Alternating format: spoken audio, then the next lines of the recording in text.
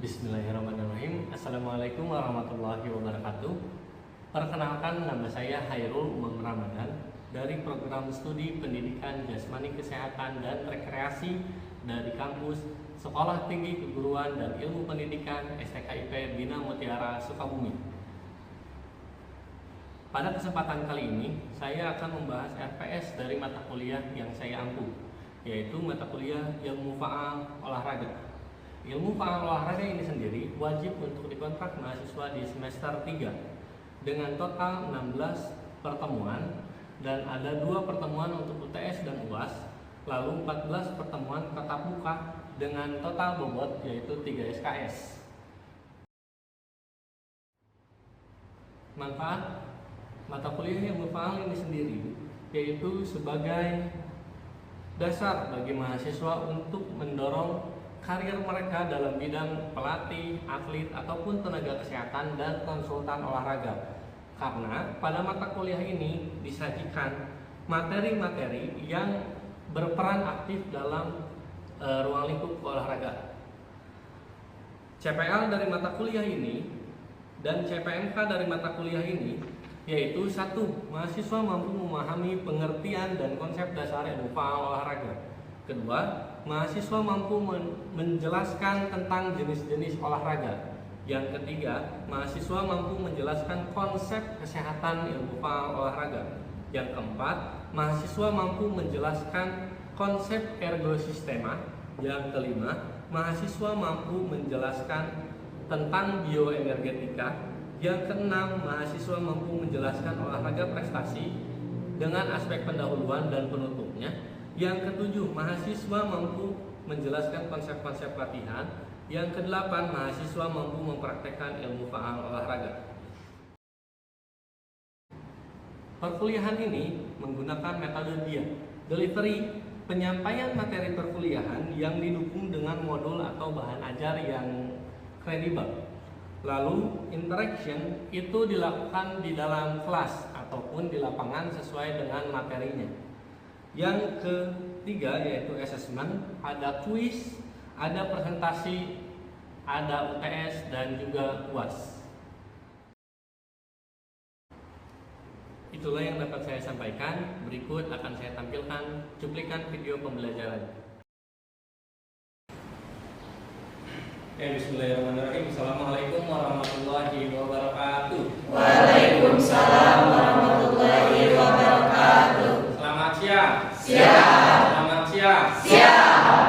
Oke, berjumpa lagi dengan saya Hairul Umam Ramadan dengan mata kuliah apa? Olahraga. Ya, dengan materi bioenergetika. Yang ingat minggu lalu materi tentang ilmu faal olahraga ergosistema 1 itu apa? Kerangka, otot, saraf. Oke, nah yang kedua, jenis-jenis tubuh dari materi sebelumnya. Tipe tubuh ada apa aja? Ektomo, mesomo, sama endomo. Oke, ya ini sebagai dasar salah satu yang harus kita pahami sebelum masuk ke bioenergetika. Ada yang tahu bioenergetika itu apa? Atau baru dengar? Baru dengar ya? Ya, Baru dengar. Ilmu faal dalam konsep ilmu faal olahraga itu ada yang namanya bioenergetika. Konsep ini salah satu hal yang paling penting dalam olahraga, terutama olahraga prestasi. Ya, karena mau gimana pun dalam olahraga prestasi perlu konsep yang jelas dalam memenuhi suatu kondisi badan terutama. Oke.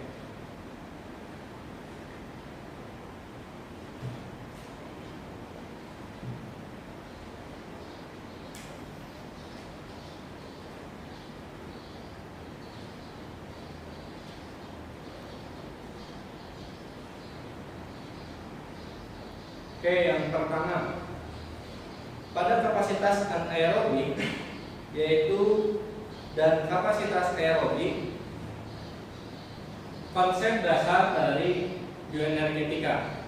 Dalam anaerobik itu ada kadar laktat maksimal yang dimana itu tidak menggunakan oksigen. Ya, sedangkan aerobik atau VO2 max per liter volume oksigen maksimal. Ya, volume oksigen maksimal. Yang dimana VO2 max ini salah satu dasar dari olahraga aerobik, ya, dari beberapa cabang aerobik ataupun yang campuran. Karena mau gimana pun semakin besar kapasitas paru-parunya, ya, VO2 max-nya semakin bagus pasti daya tahan. Oke, kita lihat ilustrasi gambar yang ada di depan. Ada yang pernah dengar apa itu ATP? ATP itu singkatan dari adenosine trifosfat. Ya, adenosine trifosfat. Adenosine trifosfat ini dikeluarkan oleh tubuh 1 sampai 2 detik. Ya. Lalu ada fosfat kreatin. Ada yang bilang fosfat, ada yang bilang fosfor, ada yang bilang fosfat kreatin. Saya bilangnya fosfat kreatin. Ini 10 sampai 20 detik oleh tubuh. Ya, salah satunya contoh gerakannya ada yang tahu apa? Sprint. Ya, sprint atau sprint? Nah, sprint itu paling lama, kalian tidak akan lebih dari 20 detik. Ya, pasti yang dikeluarkan itu oleh fosfat kreatin. Selanjutnya ada glikogen. Ya, glikogen ini yang dikeluarkan oleh tubuh, dihasilkan oleh tubuh selama 1 sampai 3 menit. Selanjutnya, ya, aspek dari oksidasi laktat yang dilupat atau yang berasal dari karbohidrat itu kurang atau sama dengan 30 menit. Oke. Dan terakhir dari aspek lemak, oksidasi lemak atau pembakaran lemak terjadi lebih dari 40 menit. Ya. Kita lanjutkan. Oke, aspek olah daya itu ada 2 yang tadi saya sebutkan. Yang pertama aerobik, yaitu tanpa O2 atau oksigen. Dan yang kedua ada aerobik menggunakan oksigen. Yang pertama tanpa oksigen ada daya energi power, ya, kerja atau olahraga yang menyebabkan penumpukan asam laktat dan menjadi kelelahan. Ya, contoh kalau kalian angkat beban, ya, angkat beban, bebannya misalkan beban maksimal seberat 50 kilo katakan, pasti lebih lah kayaknya ya. Diangkat itu tidak mungkin bisa beberapa kali, kayak barter 5 kilo itu kan bisa sampai 10 kali 20 kali ya. Kalau beban maksimal seperti itu tidak mungkin lebih, dan itu yang akan menyebabkan sakit otot. Dan atau kalian sirkuit training misalkan, karena udah lama tidak sirkuit training, yaitu adaptasi anatomi, karena banyaknya tidak menggunakan oksigen atau kekurangan oksigen, akhirnya kalian mengalami sakit badan. Selanjutnya, oke, dari kelelahan ini atau dari asam laktat ini akan terjadi pembuangan melalui proses oksidasi atau pengapasan. Ya. Untuk aerobik pun sama, ya, untuk aerobik pun sama. Semakin kalian kekurangan oksigen, semakin kalian jelek fisiknya, ya, semakin kalian akan cepat lelah dan cepat sakit badan. Cabang olahraga apapun, baik itu voli, basket, sepak bola, atletik, renang, itu sama aja. Ya, apalagi yang olahraganya itu patokannya itu waktu. Ya, kayak basket, sepak bola, apalagi hoki pakai waktu kan ya, pakai waktunya. Namanya pakai waktu itu pasti akan memerlukan daya tahan atau VO2 max yang tinggi. Makanya bagi cabang-cabang olahraga tertentu dasar sebagai seleksinya itu apa? Tes daya tahan atau beam test. Pernah kan beam test? Pernah belum? Pernah, nanti kita coba lagi ya, semester 3 akan ada beam test lagi sebagai prakteknya tuh. Kita lihat kemampuan fisik kalian sejauh mana. Ya, semuanya sama, akan terjadi perubahan dalam proses oksidasi selama kalian bernafas, yang itu akan menjadi hal yang urgent, entah itu bagus atau jelek. Ya, kalau kalian fisiknya jelek, berarti proses pemulihan kalian akan semakin lama. Begitupun sebaliknya. Next, kita lihat. Pusing? Kita jelaskan. Di sini ada fungsi otot saraf. Ini tujuan akhirnya ini. Ya, tujuan akhirnya ini. Kita lihat dari awal itu dasarnya apa? Dasarnya apa? VO2 max atau kepanjangan dari volume oksigen maksimal. Ulangi. Volume oksigen maksimal. Oke, dari sini ini yang menjadi dasar suatu kondisi manusia, suatu kondisi cabang olahraga, suatu kondisi yang dibutuhkan bagi seorang atlet terutama. Ya, bekalnya pasti dari sini. Lalu berangkat ke sini ada apa? Asam laktat, lemak dan lain-lain. Ya, plus oksigen yang ada proses oksidasinya. Sehingga setelah terjadi seperti ini, kalian akan menghasilkan apa ini? Karbon dioksida dan H2O apa? Hidrogen.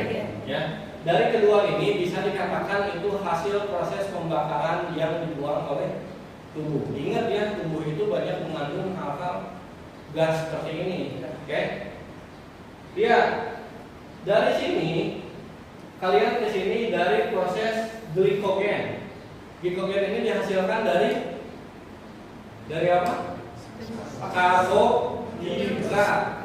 Ya, karbohidrat yang telah proses pembakarannya berubah menjadi glikogen. Ya, glikogen ini juga sama, bisa berubah menjadi sampah ini, asam laktat dan kelelahan. Ya. Setelah dari sini, ini yang berperannya yaitu sistema 3, 2 dan ini 1. Yang tadi ya, yang materi sebelumnya. Dari glikogen ke sini, yang tadi dijelaskan di awal, proses pembakarannya ada fosfat dan kreatin.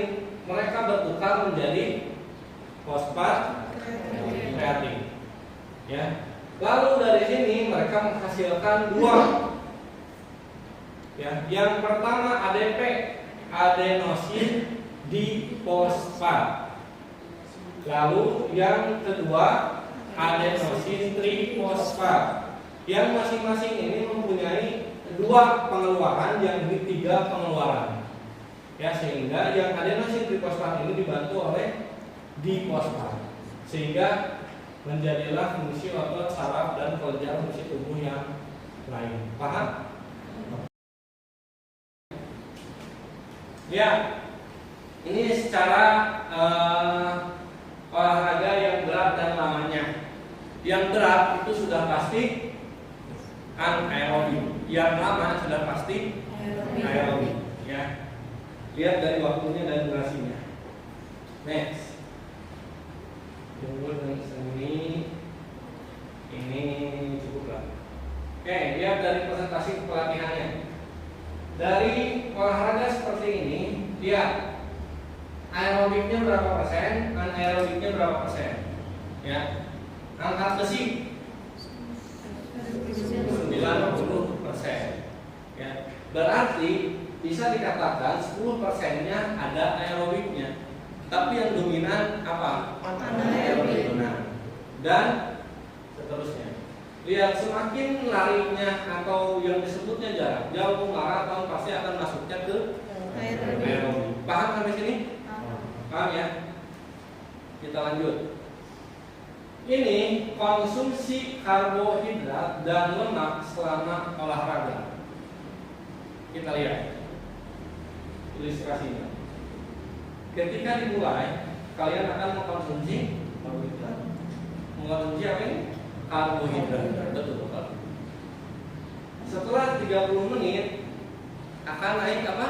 Lemak. Karbohidratnya masih tetap ada? Ada. Ya.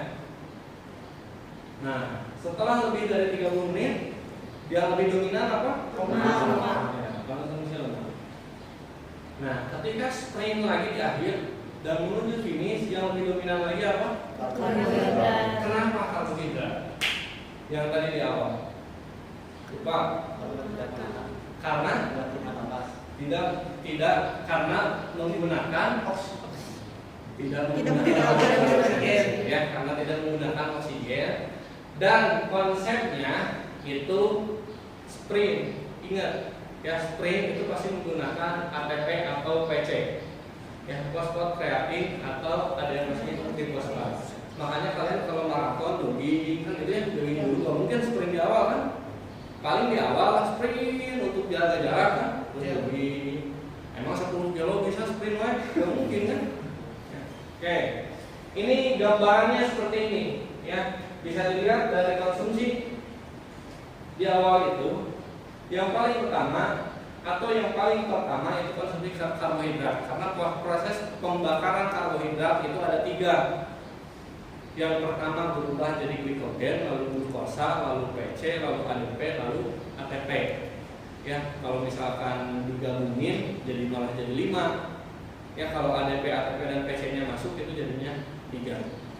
Paham ya? Makanya kenapa kalian kalau mau olahraga jangan terlalu banyak makan karbohidrat. Ngerti sekarang kan? Ya, ya, karena proses pembakarannya juga banyak, sehingga ya jaraknya harus lama. Sebelum olahraga harus makannya jaraknya harus lama dulu. Misalkan ya kurang lebih minimal itu 2 jam kan.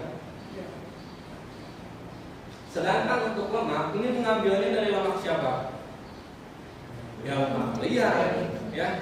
Lemak diciptakannya dari apa? Dari sisa makanan yang menumpuk dan tidak terbakar. Ya, makanya akan menumpuk jadi lemak. Gimana caranya? Ya, kalian harus berolahraga. Caranya apa? Kuncinya ya harus membakar dulu karbohidrat yang kalian konsumsi saat ini. Ya, baru bisa kebakar lemak. Oke. Next. Nah, ya, ketika pemulihan, dua-duanya turun secara perlahan. Turun ini ada 2 kemungkinan. Pertama tidak berubah, yang kedua berubah. Makanya sejauh mana efektivitas kalian dalam berolahraga. Nah, ini ketika konsumsi oksigen dan non-oksigen, ya, kita lihat ketika start kalian sudah punya konsumsi oksigen segini nih, ya, tarik nafas kan, start. Setelah 30 menit kalian tetap yang mempunyai konsumsi oksigen yang sama. Kita lihat, nah, ketika sprint kalian sudah punya hutang oksigen. Kenapa kira-kira? Nah, karena menahan napas dan kalian tidak nambah lagi konsumsinya. Karena kalian tidak bernapas, yang nggak mungkin kalian nambah konsumsi oksigen kan? Makanya jadilah hutang oksigen. Ya. Setelah itu ya pemulihan seperti biasa lagi. Makanya kesananya tergantung aktivitas atau kondisi fisik dari masing-masing atlet tersebut. Ya. Oke, sampai sini ada yang mau ditanyakan dulu? Silakan. Ya. Izin bertanya, kalau sepak bola itu masuknya ke olahraga aerobik atau ke olahraga anaerobik? Oke, terima kasih Ja, good question. Di sini nggak ada ya? Nggak ada di sini ya? Oke. Sepak bola itu masuknya ada yang tahu nggak kira-kira kemana? Kebayang nggak? Aerobik. Tapi kan di sepak bola ada sprint. Bener nggak? Iya. Kalau syuting sekuat tenaga nggak? Iya. Sekuat tenaga. Berarti masuknya kemana? Dua-duanya. Ya. Sepak bola itu masuknya kedua-duanya. Yang artinya seimbang antara aerobik dan anaerobik. Aerobik dilihat dari mana? Dari waktu. Ya, dari waktunya, masa pelaksanaan waktu bermainnya kan kurang lebih 90 menit kan, ya, 45 kali 2 90 menit. Tapi di dalamnya ada sprint, ada shooting, ya kan, ada dribbling, yang dia itu tidak mungkin bisa sambil dribbling sambil bernapas, kan nggak mungkin, paham ya?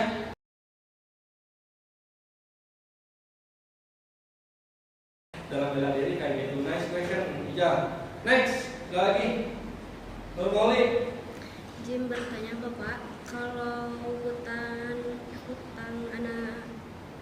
aerobik itu hutang oksigen dalam tubuh akan menjadi apa?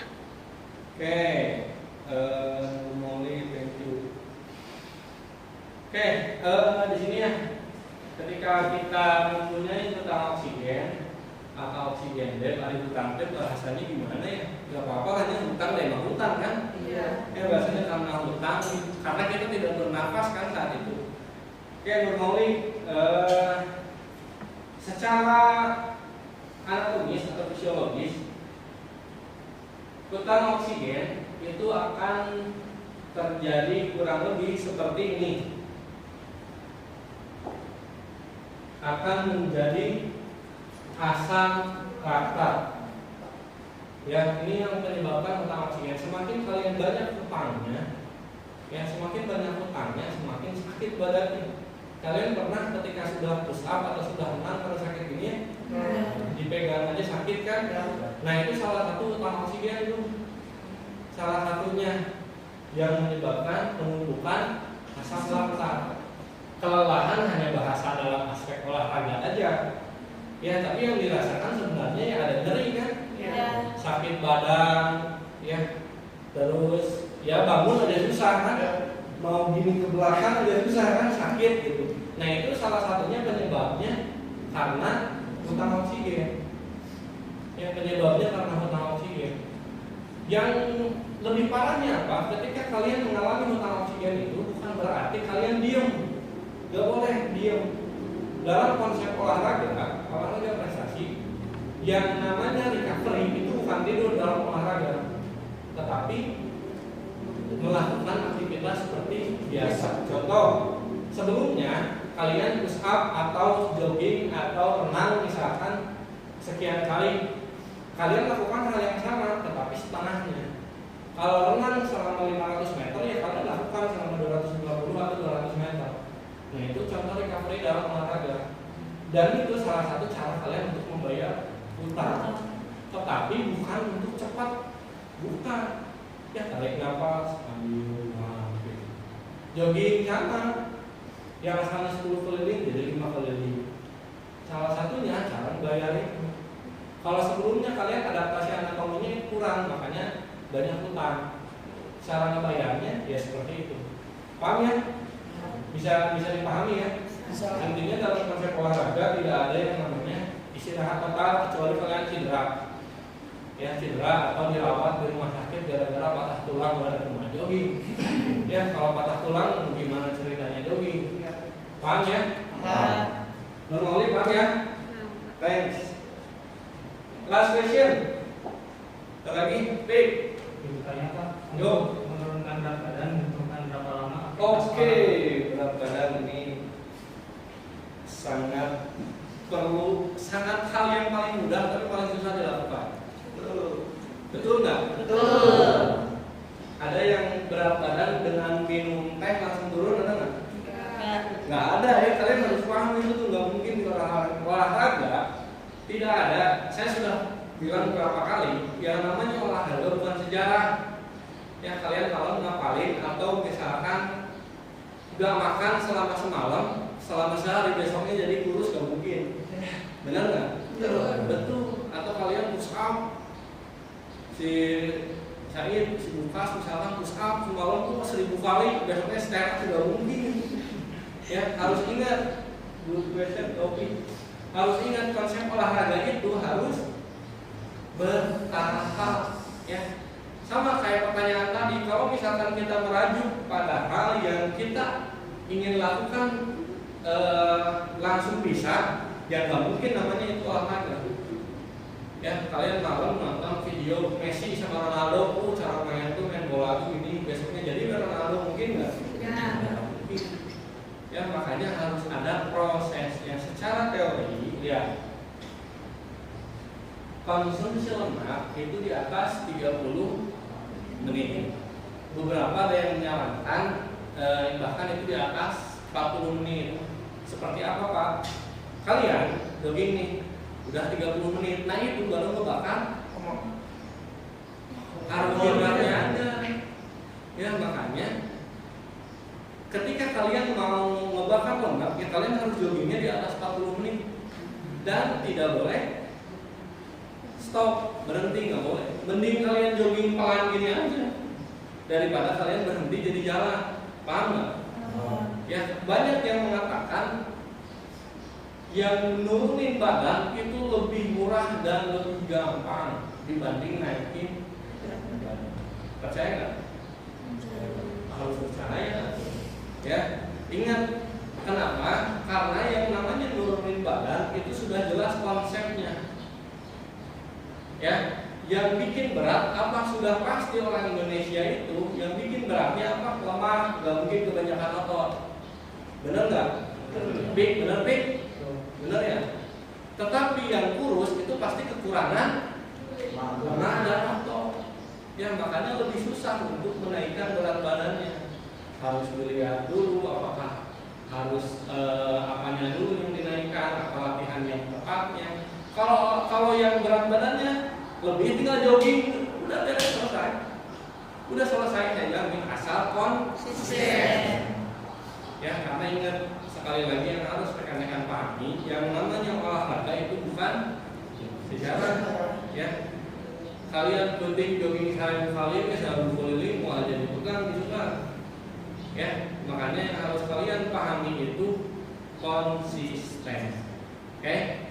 Selama kalian konsisten dalam olahraga, itu akan apa?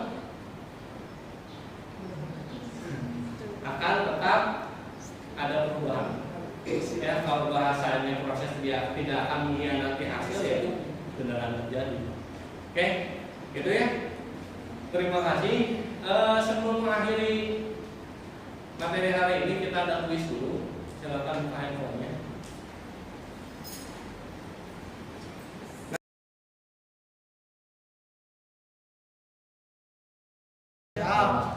Oke, siap. Soal nomor 1 masing-masing 10 detik ya. Coba. Siap. Nomor 1, apa itu ATP? 1, 2, 3, 4, 5, 6, 7, 8, 9, 10. Nomor 2, olahraga dominan aerobik. 1, 2.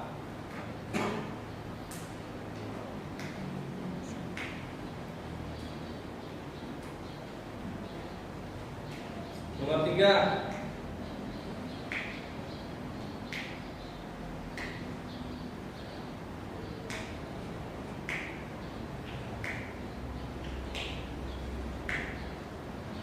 nomor 4.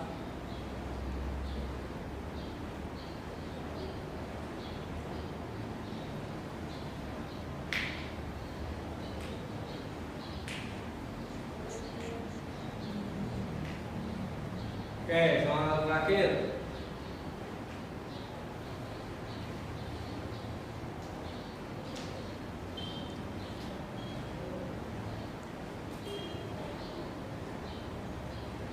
Oke, cukup.